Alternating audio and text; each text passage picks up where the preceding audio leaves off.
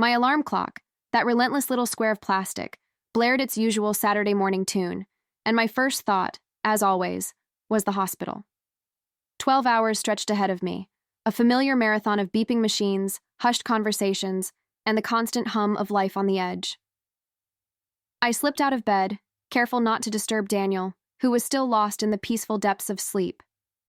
The house was quiet, bathed in the soft pre-dawn light that barely filtered through the curtains, and I moved through my routine like a well-oiled machine. Coffee brewing, scrubs on, bag packed.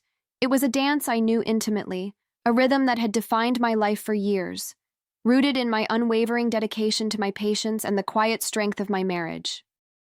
Every early morning felt like a small sacrifice for the greater good, a testament to the life Daniel and I had built together, a life I cherished deeply. I pulled into the hospital parking lot, the asphalt still cool beneath my tires, and the familiar scent of antiseptic filled the air as I walked through the automatic doors. My name, I thought, would be right there on the schedule board, waiting for me. But it wasn't. There was a moment of sheer confusion, then a wave of annoyance that washed over me when the charge nurse explained a last-minute administrative change. My shift was canceled, just like that. 12 hours of my Saturday, suddenly, magically, free. It was almost laughable. My carefully constructed routine, my entire day, had simply evaporated. My initial frustration quickly morphed into this strange, unaccustomed lightness. A free day?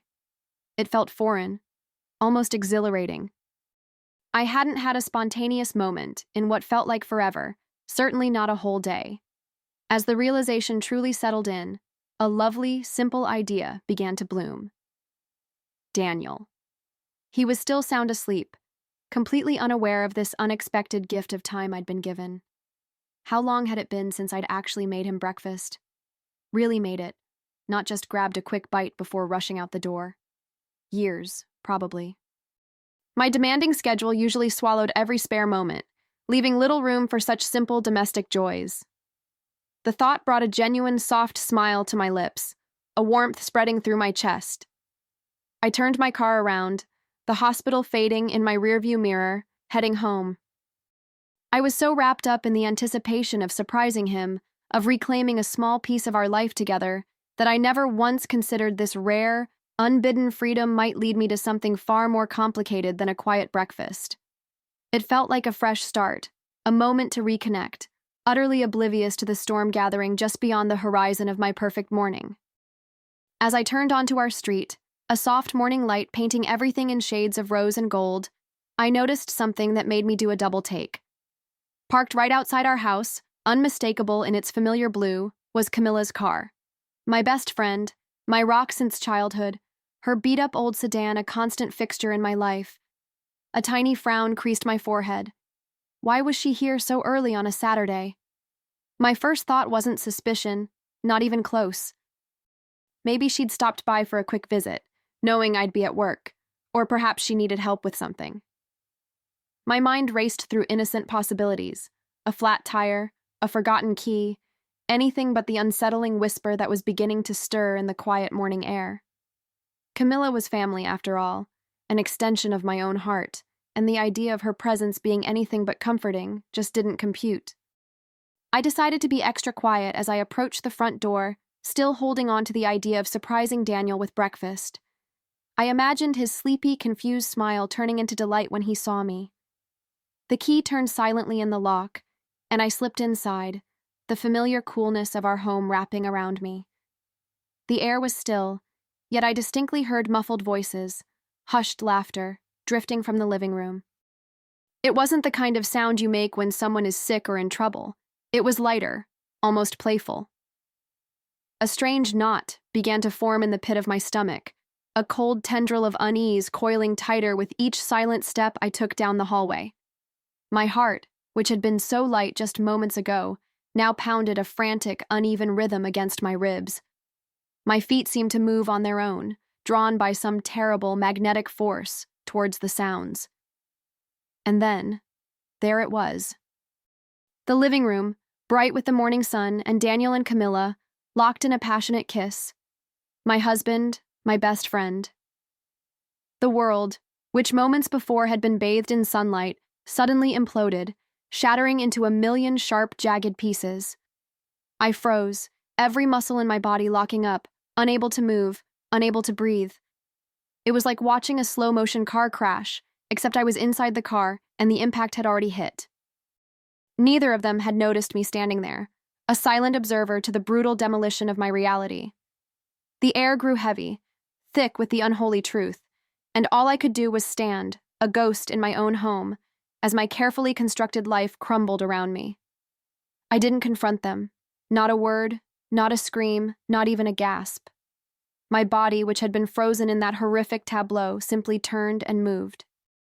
It was an instinct, raw and primitive, an urge to flee from the burning wreckage of my life. I slipped out of the house as silently as I'd entered, a phantom in my own home, leaving Daniel and Camilla oblivious, still caught in their disgusting embrace. The air outside felt impossibly cold, despite the morning sun, and every breath I took was shallow, ragged. For the next several days, I vanished. My phone, a constant companion, became a dead weight in my purse, buzzing with unanswered calls and texts that I couldn't bring myself to read. It was as if I'd simply ceased to exist, swallowed whole by the unfathomable betrayal. Inside, a storm raged. My mind was a whirlwind of fury, betrayal, and a deep, quiet grief that felt like a physical ache. It wasn't the loud, wailing kind of sorrow. It was a cold, cutting despair, slowly morphing into something far more dangerous, a chilling, quiet determination. Every memory, every shared laugh, every tender touch with Daniel, every secret whispered with Camilla, twisted into a poisoned barb. The world felt wrong, completely, utterly wrong, and I found myself consumed by a burning need to understand, to process, to make sense of a reality that had just been violently ripped apart. The pain was unbearable, but beneath it, a tiny, hard seed of something else began to grow, something cold and sharp. That quiet grief, that icy resolve began to plot.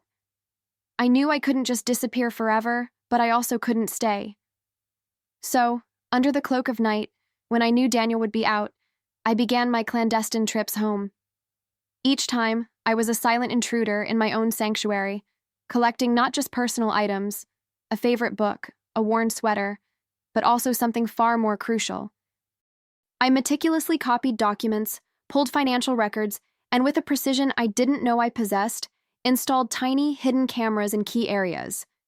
It was methodical, chillingly calm work, driven by a raw, unyielding hunger for information. The woman who left that house a few days prior, heartbroken and shattered, was slowly, quietly, transforming into someone new, someone with a clear, calculated plan, and the next chapter was already being written in the shadows. After those days of quiet, agonizing planning, I returned. Walking back into that house felt like stepping onto a stage where I had to play the most convincing role of my life. I plastered a semblance of my old self onto my face, the one everyone knew, a little tired perhaps, but otherwise fine. I apologized, mumbled something about a sudden, overwhelming breakdown from work stress, how it had just blindsided me and made me vanish without a trace. It was a lie, of course, every single word, but it was a believable one, designed to deflect any real questions. Inside, a cold fire burned, fueled by every memory of their betrayal. But outwardly, I was calm, collected, the picture of a woman recovering from a rough patch. My heart pounded, but my voice remained steady, a practiced performance for an unsuspecting audience. Camilla, bless her conflicted heart, fell for it, or at least she played her part with a shuddering guilt that was almost visible. She was a mess of apologies, her eyes wide and wet, begging for my forgiveness, her voice trembling as she recounted how worried she'd been. I looked her directly in the eye, and with a feigned sincerity that truly astonished even myself, I offered it. "It's okay, Camilla," I heard myself say, the words tasting like ash in my mouth. "I understand. We all make mistakes." It was a chilling performance, an echo of the true forgiveness I once would have given her, but now it was nothing more than a strategic move. She wept, relieved, utterly unaware that every single word she'd uttered, every tear she'd shed, had already been captured, cataloged, and stored for future use.